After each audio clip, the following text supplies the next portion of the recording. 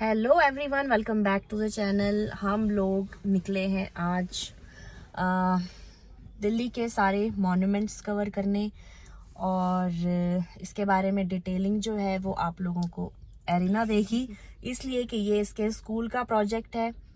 तो कवर करते एक दिन में तो होगा नहीं, देखते हैं कितने दिनों में हम कवर कर पाते हैं। तो देखते हैं कौन कौन से मॉन्यूमेंट्स कवर करते हैं, उसके बारे में डिटेल में बात होगी, तो बने रहिए हमारे साथ। Okay, so today we'll be going on a road of historical monuments. So let's go.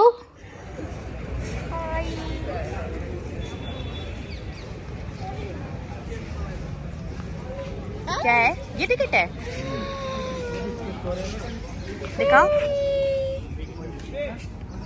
वो टिकट इसीलिए है क्योंकि एरिना का टिकट फ्री है, फ्री एंट्री है इसकी। मेट्रो टिकट लग रही है.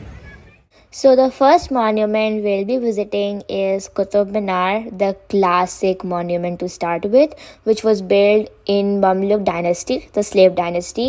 So first, let's talk about Qutubuddin Aibak, the person who started Delhi Sultanate. Qutubuddin Aibak was born into a Turkish family in Central Asia and was sold as a slave in his early years. He was purchased by Sultan Muhammad Ghori, who recognized his intelligence and skill. Aibak played a key role in Muhammad Ghori's military campaigns in India during the late 12th century.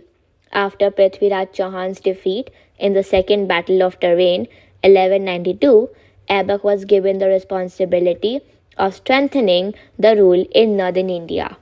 Following Muhammad Ghori's assassination in 1206, Aibak declared independence and established himself as the Sultan of Delhi. He is credited with laying the foundation of Muslim rule in India, marking the beginning of the Delhi Sultanate. Aibak died in 1210 in Lahore. He was buried in Lahore, where his tomb still stands. His reign was short, 1206 to 1210. But his legacy as the founder of the Delhi Sultanate had a lasting impact on Indian history. His successor and son-in-law Iltutmish further consolidated the Sultanate and expanded its territories. One of the monuments which Qutbuddin Aibak built was Qutub Minar, which you are seeing right now. The Qutub Minar is from the slave dynasty. This dynasty lasted from 1206 to 1290. Qutub Minar is a cylindrical tower with 5 distinct stories. Its height is 240 feet and it's made up of red sandstones and white marble. When Qutbuddin Aibak was making it built, it was used with red sandstones, and when Iltutmish started the building again, it was used with white marbles. This is basically, it shows like a comparison between the two different rulers who built it. So, the balconies of Qutub Minar are located on each of its 5 stories. The brackets and railings feature intricate carvings combining Islamic and Indian styles. It was started by Qutbuddin Aibak in 1192 CE, but it was completed by his successor Iltutmish in the 13th century, and some renovations and additions were done by rulers such as Feroz Shah Tughlaq and Sikandar Lodi. Made some repairs and enhancements to it. You must be wondering by now that why did Qutbuddin Aibak even build the Qutub Minar? Well, it was represented as a victory tower for him.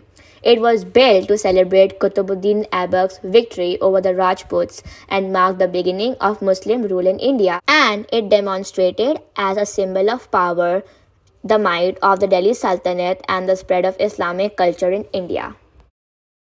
Behind me, which you are seeing right now, this is a ruin of Quwwatul Islam Mosque, which is a significant historical mosque located in Delhi. It was built by Qutbuddin Aibak also in 1193 CE.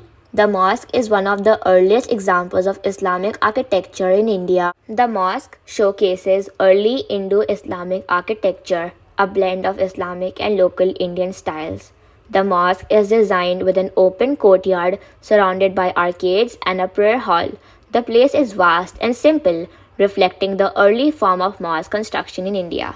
The mosque features arched entrances and intricate carvings many of which are based on Persian and Turkish styles. Now this which you're seeing right now, it's the Iron Pillar.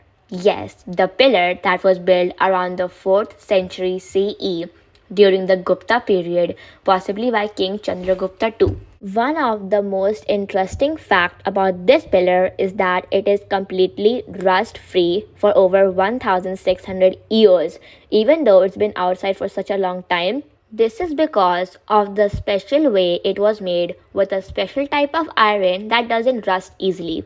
The pillar also has an inscription in Sanskrit which talks about the ruler's achievements, and it may have been a victory pillar or a symbol of power. I guess we never know. Today, the Iron Pillar is famous for its advanced craftsmanship and is an important symbol of India's Asian engineering skills. Now, let's talk about Iltutmish. Iltutmish was a slave who rose to power due to his talent and loyalty. Purchased by Qutbuddin Aibak, he gained importance in the administration and later married Aibak's daughter. After Aibak's death, Iltutmish became Sultan by defeating his rivals. As a ruler, he introduced a centralized administrative system and implemented the Ekta system for efficient land revenue collection. He worked hard to expand and stabilize the Delhi Sultanate by defeating governors and local rulers. Iltutmish made Delhi the permanent capital of the Sultanate and successfully defended it against Mongol invasions. He was succeeded by his capable daughter Razia Sultan, the first female ruler of Delhi. This tomb of Shamsuddin Iltutmish is one of the earliest examples of Indo-Islamic architecture. It is a square structure made of red sandstones with decorative elements showcasing both Islamic and Indian styles. The tomb is simple from the outside, but the interior is richly ornamented with intricate carvings and inscriptions. And you know what's even crazier? This tomb don't have a dome. But the tomb was originally designed to have a dome, but it was never completed. As a result, the structure is open to the sky. The walls of the tomb are carved with Quranic verses and geometric patterns reflecting Islamic architectural traditions. The tomb is a reflection of Iltutmish's legacy and his contribution to the Delhi Sultanate. This was really a day full of history learning about our Delhi Sultanate, and we covered slave dynasty in this episode. So for now, bye bye and take care.